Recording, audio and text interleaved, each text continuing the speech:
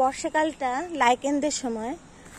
তো এখানে এই বুদ্ধ নারকেল গাছে অনেকগুলো লাইকেনের সাথে আমি গতবার এই যে দেখতে পাচ্ছেন এরকম ব্রাউন কালারের আর এরকম এই যে লম্বা লম্বা এরকম এই যে ব্রাউন বা কখনো কখনো লালচে এই ফাঙ্গিটা অথবা লাইকেনটা আমি এখানে দেখি, অন্য কোনো গাছে দেখি না। এই দেখেন লম্বা শিরার মতো, অনেক সময় সারি সারি।